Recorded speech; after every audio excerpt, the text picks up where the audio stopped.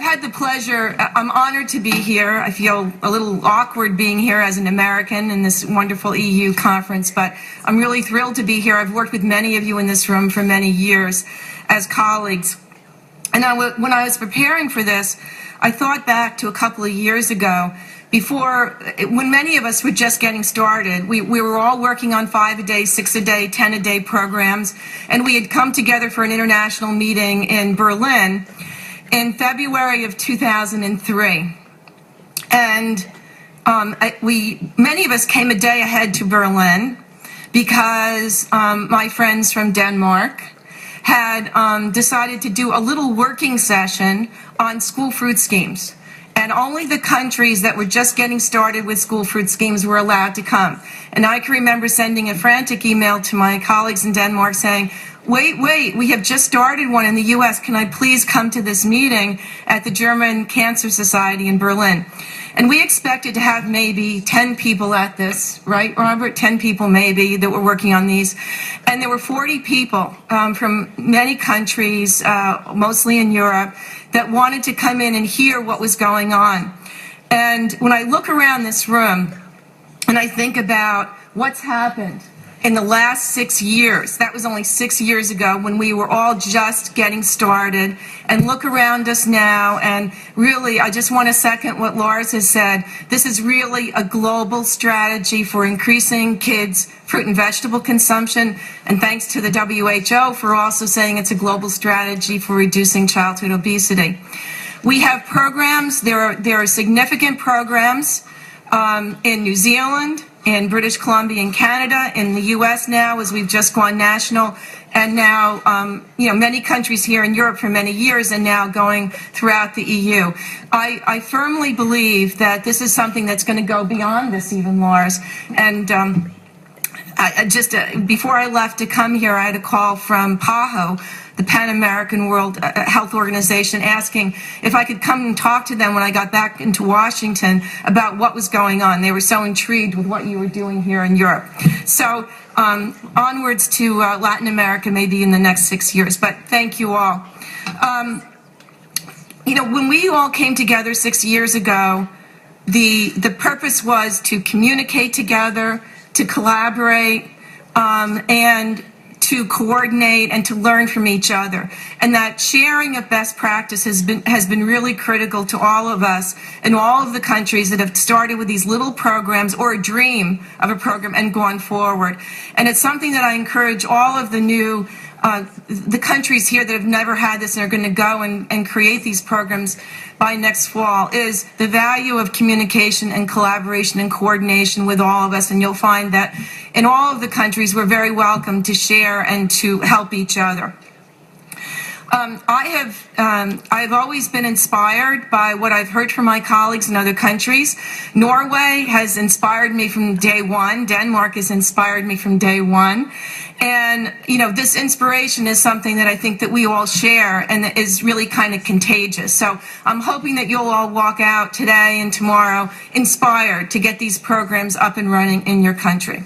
So now I'm going to just touch on a few things. Policy best practices and benefits, a little bit about what we're doing in the U.S. as just another example. We don't have all the answers. I wish we did. We have lots of challenges, but some things are really working well. First, I have to say that, and I think you'll find this to be the case in all of your countries, and Lars, you're the example of this here, is it starts with a vision. It starts with a political champion having a vision. In the United States, Senator Tom Harkin from Iowa, who is chairman of the Senate Ag Committee, was really the person who had the vision. And I was sitting in a conference where he gave a keynote speak in September of 2001. And he said, talk about out of the box, he said, I have this dream that every kid in the United States should have a fresh fruit and vegetable snack every single day at school. And all of us sitting there were like, oh my God, we never even thought about this. And that was 2001. And really, just to kind of say a little bit about his perspective, he's very, very serious and committed to getting all the junk out of school and to getting the healthy fruits and vegetables into schools. So it's a two-part piece here, strategy to really make schools models of wellness and of good eating habits. Here in the EU, Lars has been the political champion for this, along with Commissioner Marion Fisher Bowles. Your commissioners of Ed and Health also. You have all the best pieces. When you go back to your countries, begin to put these political people, these political champions together in your own countries, working to support these efforts. Okay. As I said, Senator Harkin had this goal, which he said, this dream, in 2001, and he put that dream into practice that I'll tell you in a second about. The goal of our program in the U.S. is to increase fruit and vegetable consumption by providing kids with a fresh fruit and vegetable snack every day at school. That is the ideal, every day at school. Karen just talked about frequency and intensity and duration throughout the school year. So every day at school throughout the school year. It's an environmental change program. And what that means, and Lars has mentioned this word today and several of the other speakers, we are changing that school environment. The provision of the fresh fruit and vegetable snack program changes that school environment by increasing the availability and the accessibility of fruits and vegetables. If we make fresh fruits and vegetables more available, more accessible to kids, they will eat more. Kids like fresh fruits and vegetables, and I think in the U.S., this program, when it first got started, kind of really proved that to everybody. Kids really like it if you give them high-quality, great-tasting fruits and vegetables to eat as snacks, and it improves the whole school food environment. How Senator Harkin operationalized his dream in the United States was with the 2002 Farm Bill. You've heard some mention this morning of our recent Farm Bill, the 2008 Farm Bill. I'll talk a little bit about that. But this program started in the 2002 Farm Bill. In the U.S., every 5 years we have a new farm bill that sets our our agriculture policy for the next 5 years. So it's only something that happens every 5 years. So in 2002, Senator Harkin inserted $6 million for a pilot program for one school year that operated in 4 states in the United States. And I say that for you to understand how small, what a start that was, but how small we even started. 4 states, 25 schools in each state, 1 year of funding, and all of us in public health were ecstatic to get $6 million for such an effort. And now where we've come today. The program was, and this is just to show you the map of the U.S., it's a big country. These were the 4 states, and 1 Indian reservation with the little oranges was also funded. So these were the 4 states that were funded. Obviously, Senator Harkin's state of Iowa was funded. The program was a huge success from the very beginning. Quite honestly, we had never done anything like this, and all of us were very worried. We did a lot of training and technical assistance. As a collaborative effort, many parts of government came together. I was fortunate at that time to work at the National Cancer Institute at our National Institutes of Health, and we partnered very aggressively with our USDA to make sure that this program got off the ground in the best possible way and supported these schools and these states through that whole first year. The program was a huge success right from the very beginning. Within a couple of months, I would say that word was really getting out that this was really changing kids' lives, and that the kids loved it, the teachers loved it, the parents loved it. There were no problems, and it was beginning to really have this wonderful impact that and this is the, I should have watched you, Karen, go back.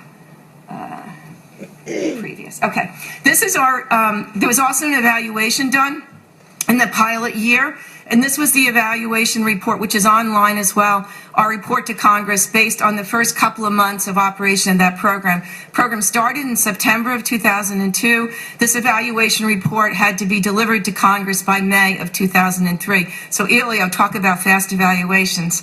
And it's much more qualitative, but still you get a very good sense of how the program operated in those first couple of months. As I said, transforming the lives of kids. What we saw in that first year was an increased kids' consumption of fruits and vegetables. It worked well at elementary school, at middle school, and at high school. The kids went home and told their parents, and so we saw this this kind of transformation taking place with the kids telling their parents what fruits and vegetables they now liked, and they wanted their parents to buy and serve more at home. And it began to change the whole school food environment. Now I'm jumping forward. Since that pilot year, we have used, with Senator Harkin's leadership and assistance almost on a daily basis, and Derek's as well, we have used every legislative vehicle available to us to increase this program every year. So we grew the program to 14 states prior to the 2008 Farm Bill. Again, every time we had funding to add a couple more states, there was tremendous excitement in our country for those states that now had the program. The 2008 Farm Bill, it's something that we worked on for 2 years leading up to when it actually passed in May of 2008. And for those of us in public health, we really looked at this Farm Bill as an opportunity to begin to align our national ag policy with our public health policy. And there were several policy priorities that we had that would be examples of how to begin to align our ag policy with our public health policy. But the fresh fruit and vegetable snack program was one of these examples, and also the biggest example in terms of what we were really looking for in terms of expansion nationally and a significant amount of money. So beginning to align our ag policy with our public health policy. So the 2008 Farm Bill provided funding to take this program national. The states that are in the dark green were the 14 states that we had managed to get funding leading up to the Farm Bill, and all the light green states are the states that are newly funded. So you can see one of the challenges that we have is that most of the states in the country are newly funded, and we have been working very hard to get those states up and running. Our Farm Bill was signed into law at the end of May, and school started in September. And the expectation of Congress was that this program would get up and running this school year. There was money for this school year. So a very, very quick startup for this year.